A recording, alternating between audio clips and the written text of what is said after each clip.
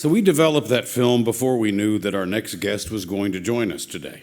But it's a fitting introduction because our next guest has made supporting military spouses and families the focus of her outreach and engagement. 3 years ago, Vice President Mike Pence and his wife Karen became military parents. As many of you know, this can be tough. You are also proud of their service, but you are still a parent, and parents worry. The Pence's son Michael is a pilot in the Marine Corps. Not surprising, since the love of flying runs in the family. The second lady has also been a pilot. That experience of becoming a military parent and watching their daughter-in-law, Sarah, now become a military spouse, brought home the ups and downs of military life. So now, as our second lady, it's not surprising that she would take on the issues of military spouses and families as her focus area. We know the second lady doesn't make policy, but her advocacy, support, and voice on these issues matter. They matter to us, and they matter to the military families who call our communities home. In the short time that I have gotten to know Mrs. Pence, I know that we have someone who gets what we are trying to do and will be a great friend and supporter of America's defense communities. Ladies and gentlemen, it's my distinct pleasure to welcome a mother, an educator, and the Second Lady of the United States, Mrs. Karen Pence.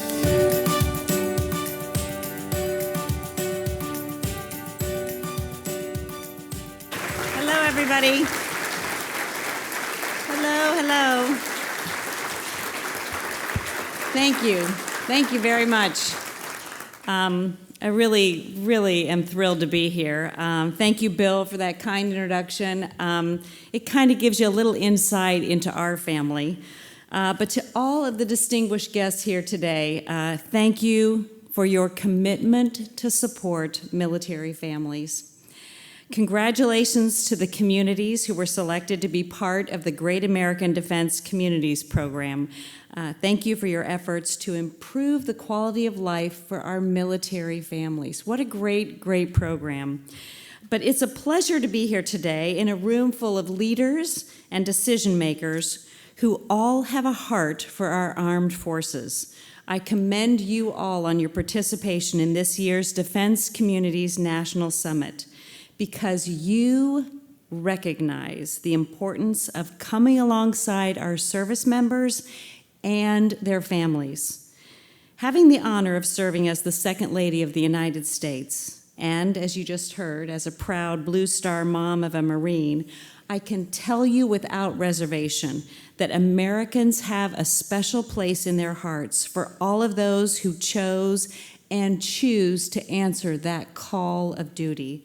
And it is a calling. It was a calling for our son.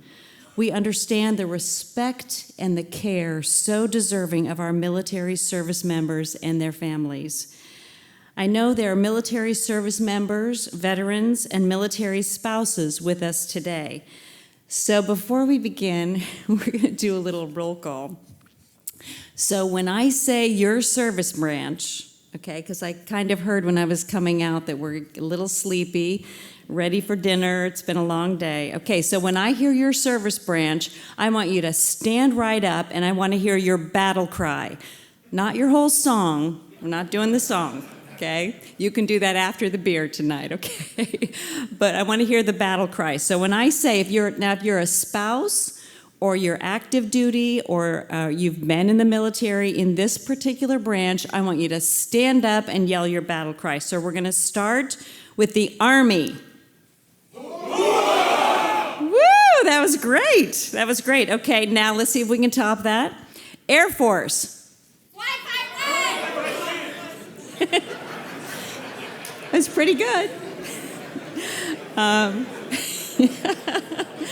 Okay, I know we gotta get composure here, guys. Okay, now the Coast Guard.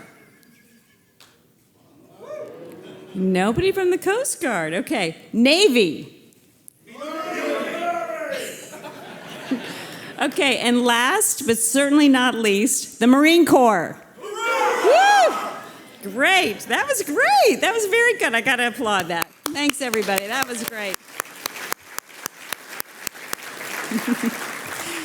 Well, last September, we had the honor of going to see our son have his wife pin on his wings of gold at Naval Air Station in Meridian, Mississippi. You know, I'm the daughter of an Air Force airman. I was born on McConnell Air Force Base in Wichita, Kansas, but my family got out of the service right after I was born. My father-in-law, Ed Pence, served in the Army, and so we have at least 3 branches covered at our house. My daughter's dating a Navy guy, so that'll be 4.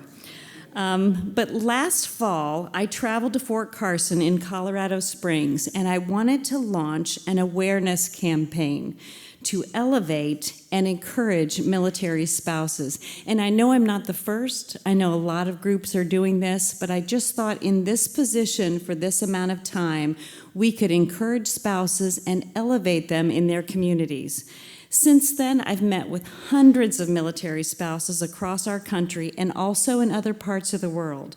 And we want to say to them, we see you, we thank you, and we stand with you. I can say without a doubt that the strength of our nation does not just come from the people in uniform, although we appreciate their service. But it also comes from the spouses and families who serve right alongside them and make tremendous sacrifices to the greater benefit of our country. And you could see it on the video. You could hear the struggle.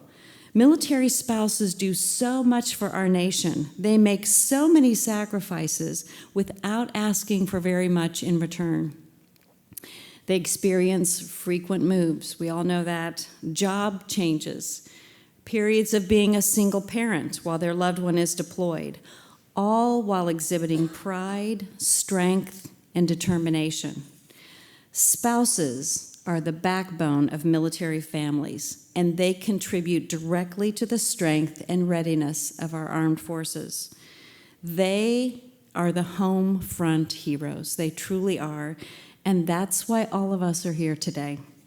We know that military life is not easy.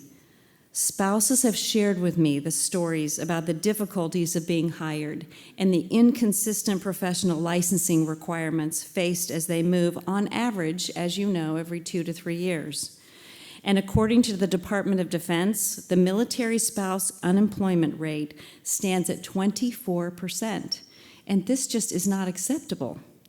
Military spouses are well-educated, hardworking, flexible, reliable, and loyal. They are the kind of workers that we want in the workforce. They're exactly the kind of people that we want. Employers who hire these spouses benefit from their tremendous talent and breadth of experience. Military spouse employment is a very important aspect of a strong and resilient military family. We know that if spouses aren't happy, the military service member is going to get out of the service sooner. And we don't want that to happen just from a standpoint of national security. But we also want our military spouses to be fulfilled. It's not just about their service members staying in the military longer. For all of the sacrifices that these military spouses make, it is the right thing to do, to come alongside them and help them to get jobs, especially in their field of expertise, if that's possible. The Trump administration is working hard to create military spouse employment solutions. Last year, President Trump signed an executive order to enhance opportunities for military spouses looking for employment in the federal government. And now we're working with American businesses and other organizations to find ways to hire and keep military spouses employed when they relocate. The Department of Defense's Military Spouse Employment Partnership has brought together more than 390 companies and organizations committed to recruiting, hiring, promoting, and retaining military spouses. So far, they've hired 130,000 spouses. A few weeks ago, I hosted a business summit at the Eisenhower Executive Office Building at the White House. We convened 46 businesses from across the United States to discuss and brainstorm employment solutions for military spouses. We're going to have them come back in the fall, and I look forward to hearing what ideas they've come up with. As I travel across the United States to raise awareness about military spouse employment challenges, I'm seeing that the momentum is building. It really, truly is building, and it's very exciting. Hiring Our Heroes launched a campaign last year called Hiring 100,000 Military Spouses. Okay, I see you two down here. Okay. I'm bragging about you, okay? But this is what we've really been needing. We've been needing a national call to action campaign for companies and businesses of all sizes across America to make a collective commitment to hire 100,000 military spouses. And 3 weeks ago, I hosted the Hiring Our Heroes Military Spouse Employment Working Group at the Vice President's residence. And they are making military spouses a top priority, and I think that's great.